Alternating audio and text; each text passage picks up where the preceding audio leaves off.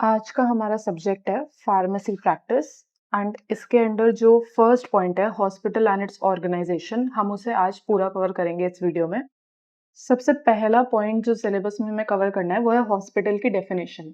तो जो proper definition एक हॉस्पिटल की होती है वो होती है, hospital can be defined as an institute of community health और a specialised complex organisation which makes use of physicians, surgeons, and team of technical staff. It also provides facilities for diagnosis, therapy, rehabilitation, prevention, education, and research. इस definition को अच्छे से रटना है, इसमें कुछ समझाने का नहीं है, ये बेसिक हॉस्पिटल की डेफिनेशन है। और इसी के साथ साथ और ज़्यादा मार्क्स के लिए या और ज़्यादा अपने आंसर को अच्छा बनाने के लिए हम लोग कुछ पॉइंट्स ऐड कर सकते हैं जिसमें हॉस्पिटल की डेफिनेशन के साथ साथ उसके फंक्शंस आ जाएंगे। तो जो पॉइंट्स हैं वो हैं to raise the quality of law and general standards of medical practice, यानी जो भी मेडिकल प्रैक्टिस हो रही है उसके स्टैंडर्ड्स को बढ़ाना, अच्छे से सब कुछ हो, हर चीज फॉलो हो, लॉज फॉलो हो, to estimate the needs for facilities, supplies and equipment and then utilise these facilities. पहले देखना कि कौन सी फैसिलिटीज और चाहिए लोगों को, कौन से सप्लाईज चाहिए, कौन से इक्विपमेंट होने चाहिए, और ये सब अच्छे से यूज करना और उनको मेंटेन करना, उनको कंट्रोल करना। Provides a common link between the general public and policy makers. जो हॉस्पिटल है वो पब्लिक और पॉलिसी बनाने वालों के बीच में एक लिंक की तरह एक्ट करता है।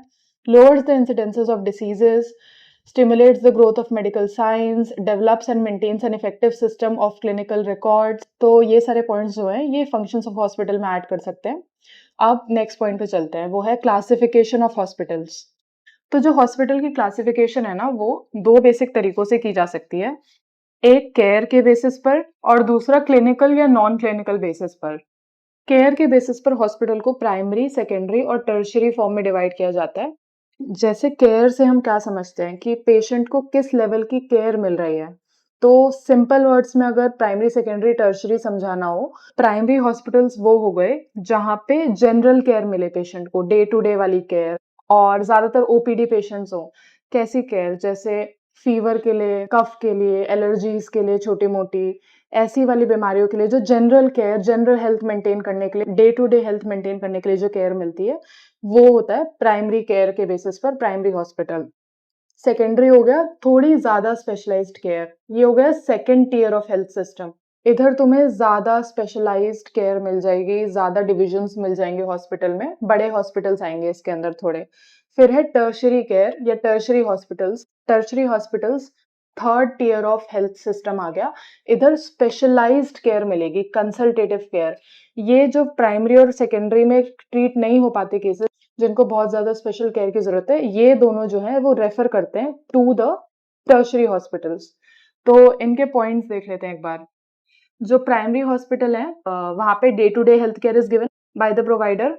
ये जो है फर्स्ट पॉइंट ऑफ कॉन्टैक्ट की तरह एक्ट करता है between the patient and the अलग अलग tears of the health care system. Example हो गया कोई भी हेल्थ कॉम्प्लेक्स। इसमें आ गया कॉमन डिसीजेस के केयर, जैसे मैंने बताया, जैसे इम्यूनाइजेशन, फैमिली प्लानिंग वगैरह बताना, हेल्थ के बारे में थोड़ा बहुत अवेयर करना, कॉमन डिसीजेस वगैरह ट्रीट करना, वो सब इसमें आ गया।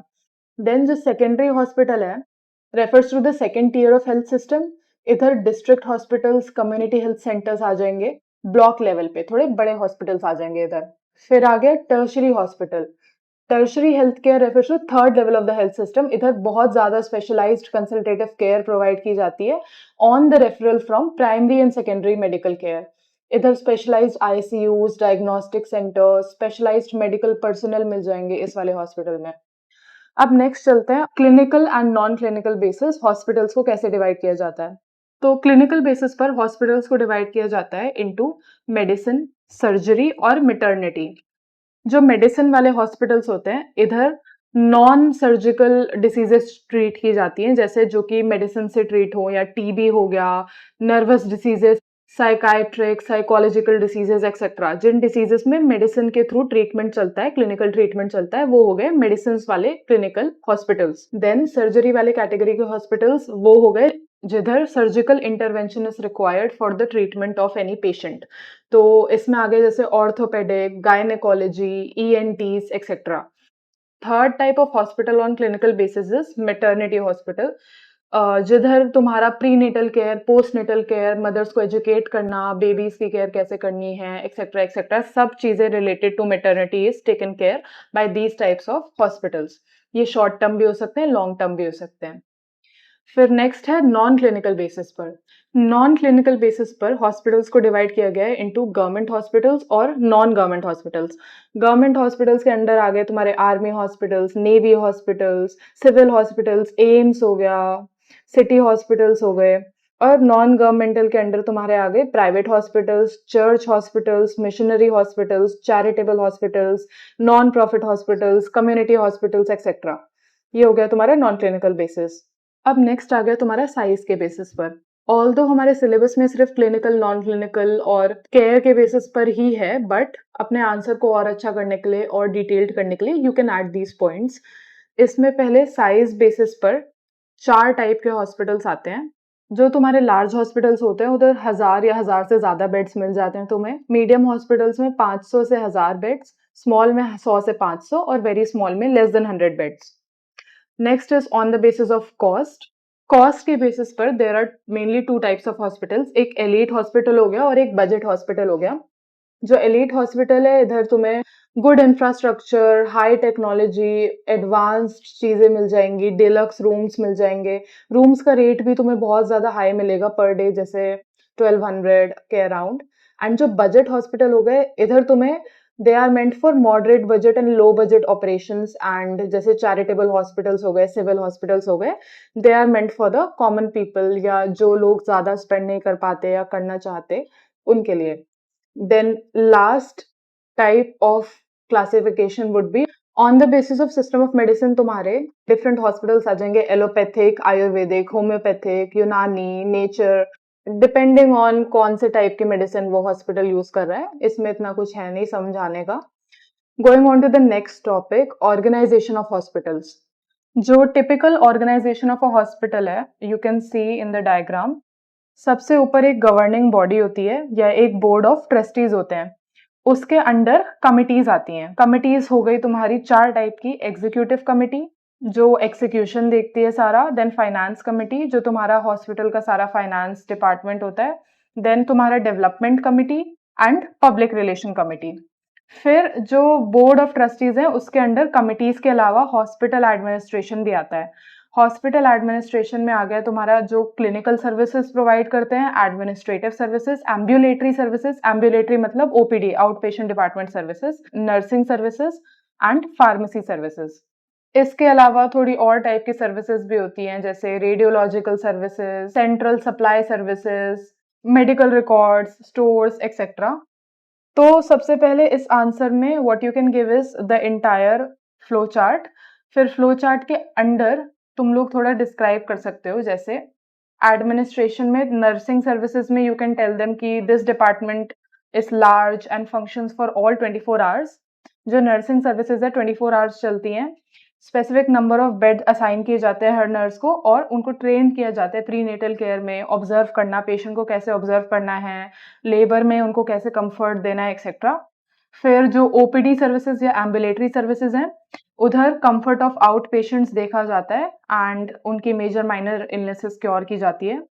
रेडियोलॉजिकल सर्विसेज में they are performed under the direction of competent radiologist. उधर तुम्हें अलग अलग equipment, sonography, x-ray equipment, CT scans etcetera सब कुछ मिल जाएगा। देन सेंट्रल सप्लाई सर्विसेज, सारा मेडिकल यानी दवाइयों का supply, surgical supply etcetera, meant for diagnosis, prevention, treatment etcetera, सारा जो सप्लाई होता है उसकी सर्विसेज। सेंट्रल सप्लाई सर्विस जो है कलेक्ट करती है, प्रोसेसिंग देखती है, स्टोरिंग देखती है सारे सर्जिकल सप्लाई एक्सेट्रा की। फिर है pharmacy services. As we all know pharmacy में प्रिस्क्रिप्शंस फाइल होते हैं, डिस्पेंस होते हैं। They are responsible for proper drug delivery, information बताना पेशेंट को ड्रग के बारे में, स्टोरेज ऑफ ड्रग्स करना, ड्रग का स्टेरिलाइजेशन देखना एंड एडवाइस करना फिजिशियंस को ड्रग यूज पर। देन है medical records. Medical records are valuable reference materials. Medical records जो हैं वो रेफरेंस मटेरियल की तरह काम करते हैं स्टाफ के लिए भी, एंड उसमें सारी पेशेंट की हिस्ट्री होती है। They help the physicians understand what kind of patient they are dealing with and उनको उनका बेस्ट ट्रीटमेंट कैसे प्रोवाइड किया जाए।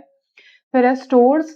स्टोर्स जो हैं वो स्टोर करते हैं, रिसीव करते हैं मटेरियल और इशू करते हैं material to different departments of the hospital, और वो हमेशा एक बफर स्टॉक टाइप रखते हैं कि हमेशा हर चीज़ अवेलेबल रहे हॉस्पिटल में, कभी भी ऐसा ना हो कि खत्म ही हो गई। फिर next and the last topic is medical staff involved in a hospital. जो पूरा मेडिकल स्टाफ या हेल्थ केयर टीम होती है वो कंसिस्ट करती है एक ग्रुप ऑफ पीपल की, जो कोऑर्डिनेट करते हैं अपनी स्किल्स को पेशेंट को हेल्प करने के लिए। और इस टीम में कैसे लोग आ सकते हैं? फिजिशियंस हो गए, नर्सेज हो गए, सोशल वर्कर्स हो गए, हेल्थ असिस्टेंट्स हो गए, गाइड्स हो गए, एक्सेट्रा, डाइटिशियंस एक्सेट्रा। तो इसके अंडर तुम्हें अपने आंसर में अलग अलग स्टाफ के बारे में लिखना है कि क्या क्या स्टाफ हैं और उनके क्या क्या काम है। जैसे पहला इज फिजिशियन। फिजिशियन जो है वो रिस्पॉन्सिबल होता है डायग्नोज करने के लिए, पहचानने के लिए कि क्या बीमारी है, एंड पेशेंट को प्रिस्क्राइब करने के लिए, डिटरमाइन करने के लिए कि उसको क्या थेरेपी लगेगी, कितनी देर के लिए लगेगी। और वो एक लीगली ऑथराइज्ड पर्सन होता है to practise medicine. Next is nurse. Nurse जो है वो इन्वॉल्व होती हैं to take care of the patient and they are responsible for providing nursing services to a patient. Next is dietitian.